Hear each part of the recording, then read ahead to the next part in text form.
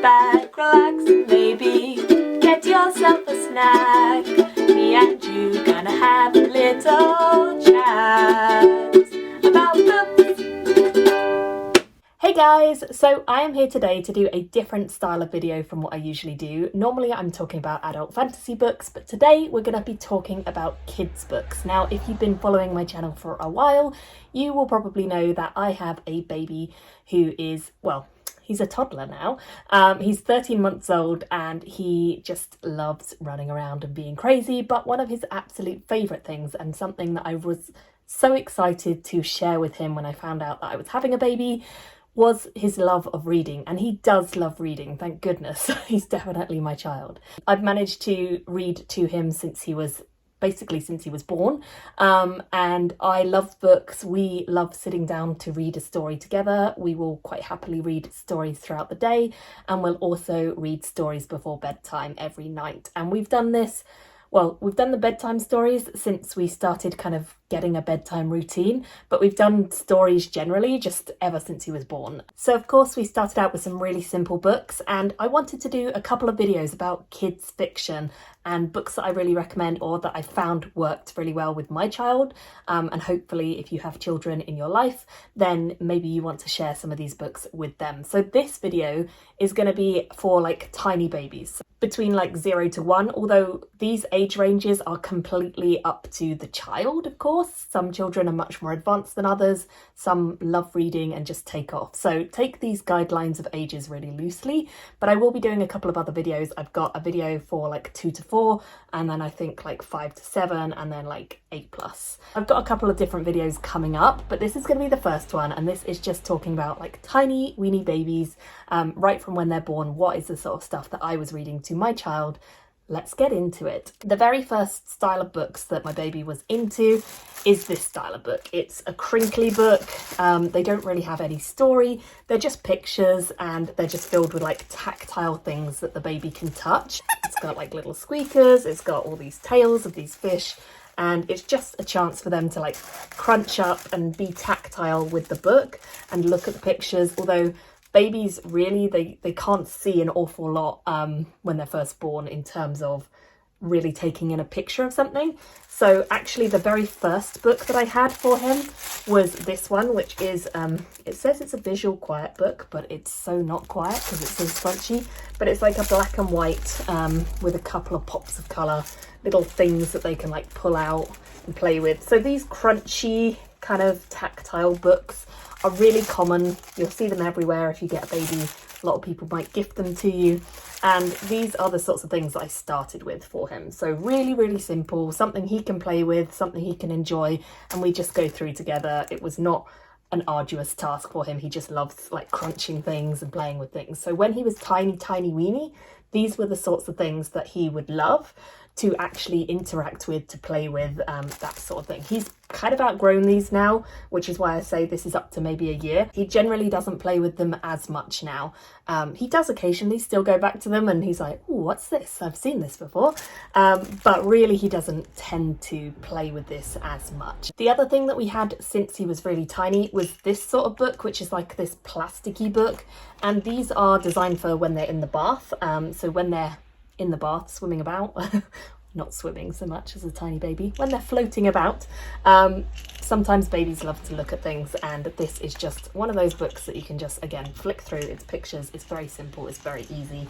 He enjoyed it. So of course, as a parent, those kinds of books, they're fine to see your kids interacting with, but they're not like fun to read. So I started reading to him properly from when he was tiny, like I say. One of the things that he really enjoyed were these kind of small box sets. We've got about 4 of these. I think there's a Beatrix Potter one, a Gruffalo one, this is Spot, and there's other ones as well. There's loads of them out there. But basically these kinds of books are like a little collection. You can pull one out, and inside it just says like different random things, so butterflies or whatever.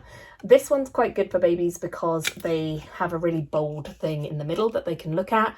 Obviously they don't learn the words or anything at this stage, but They just like looking at something bold and pops of colour on the page. So now he loves these books because he loves to play with the box. He loves to get them all out. He turns them upside down, then he starts putting them back in. So it's really cute to see him kind of tactilely interacting with the box and putting the books back in. But again, this is not a great story.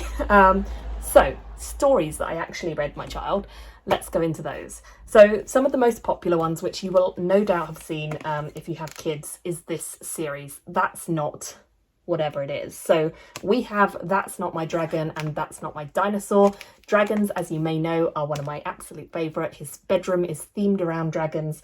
So dragons are quite a heavy feature of many of his books and toys.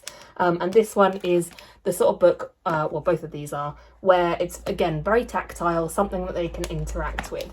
So there's, again, not a huge amount of story, but there's a little bit more to this. It's like you go through the pages, they can touch the different tactile pieces. There's a mouse to find on every page, which is something for when they're a little bit older. And then at the end of the book, they always find whatever it is, their particular animal or creature. So again, not super full of story, but there's at least a little bit more than just words in this one. So I'd say this series is one that I see loads of parents with.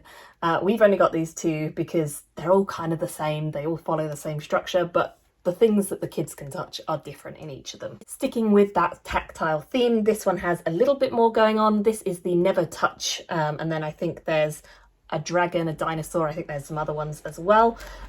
This one, it has like this rubberized texture, and each page has a different thing.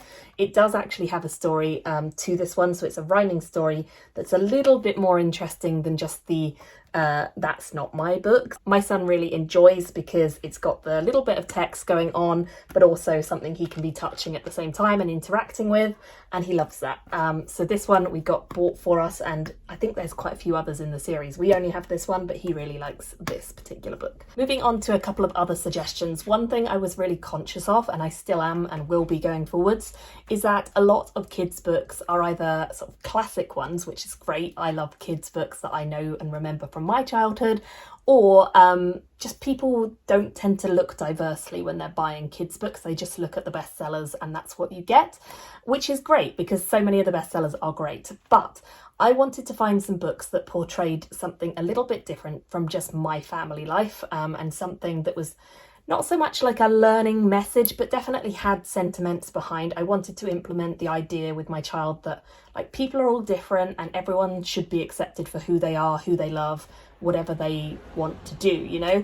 And that's just my personal belief, is that I want people to be accepting of other people. So I wanted to find some books that would do that for really young kids, and I think this series does that. So this is Love Makes a Family and Kindness Makes Us Strong. Now these are really beautifully illustrated, and I really enjoy the illustration style. It's very quirky and fun, lots of pops of colour, lots of things to see on the page.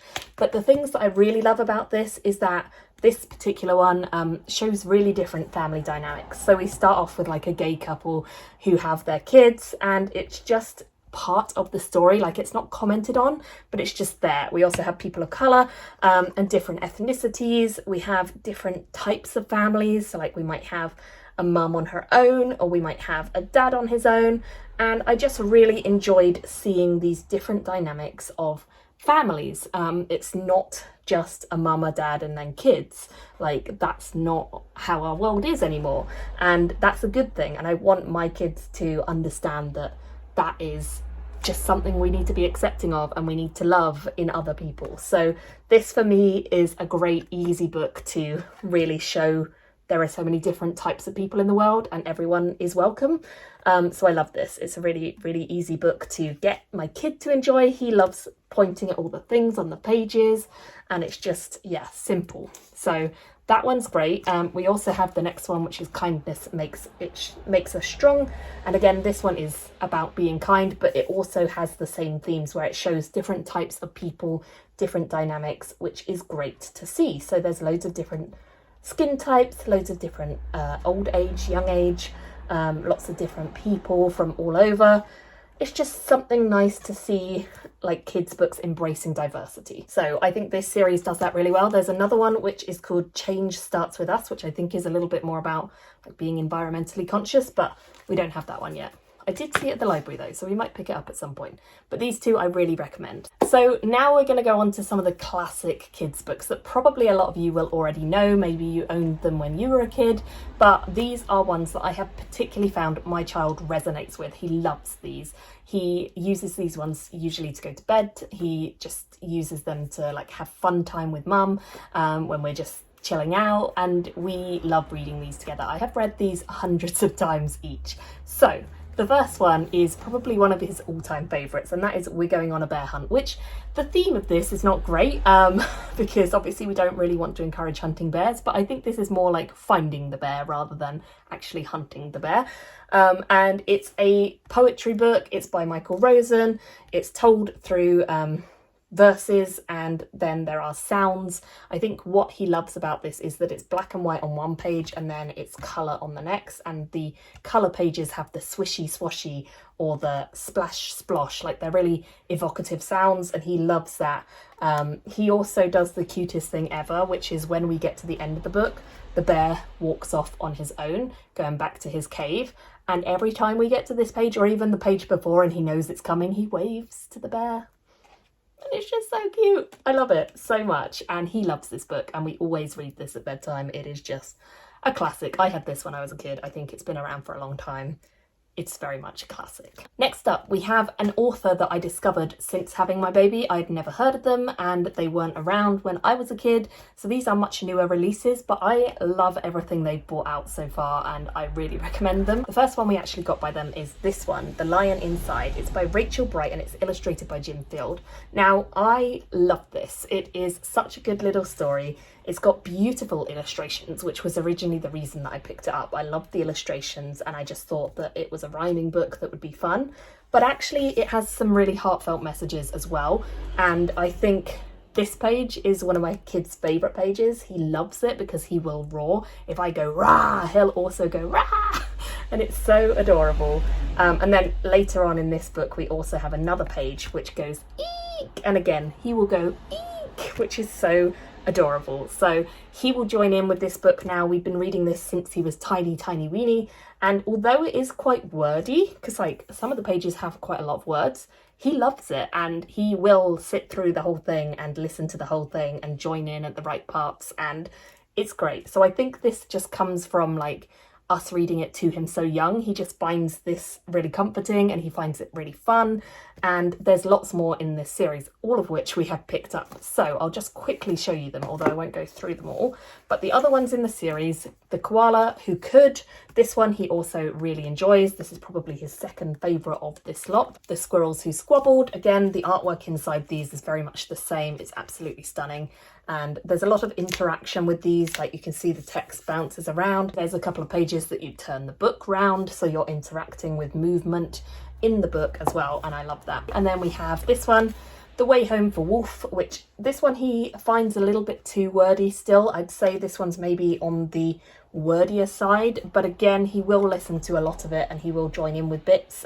There's a moment where the wolf goes aroo, and he will kind of try and join in with that. And he likes all the sound pages where it's like crack, crack, crack went the ice, all of that sort of thing. Oh, and there's one more of those actually, which we have in like a large floppy paperback, and this one is The Whale Who Wanted More. So this one is a little bit wordier as well. He doesn't really listen to this one as much at the moment, but he will occasionally, if he's in the mood for reading, listen to the whole thing. So it's one that he is a bit touch and go with. We'll see how he is, what mood he's in. But again, the illustrations of this are just stunning, and the words are really meaningful and fun, and they all have like a little message of something, which is nice. Then we have another series which is written by the same author, but I think it's a different illustrator, and that is this series. We have the Hugosaurus, we have the Worryosaurus, and Chris Chatterton is the illustrator for this one. And the Worryosaurus is the one we got first, and then Hugosaurus came out later. He loves both of these.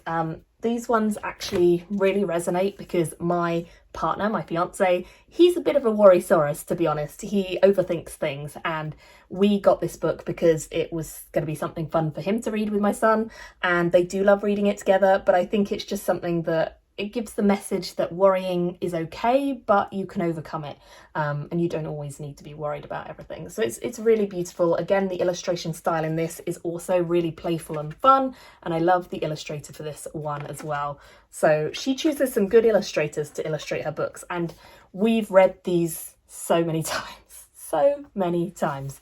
So those are all my recommendations of books that particularly seem to work really well for my child when he was under 1 or around that age. I'd love to have any recommendations of things that you guys read with your kids, anything that is diverse. I would absolutely love to hear about as well. So please put them in the comments below. He is just over 1 now, so as I say, he can read some slightly more advanced things with me now and understand concepts a bit more, which is good, rather than just words. But I'd love to hear any recommendations you guys have, and I will be doing some more videos on like kids fiction, children's books that I recommend very soon. So thank you all for watching, and I will see you in another video soon. Bye! Thank you for watching my video today. Go pick up a book, then come back and chat with me again.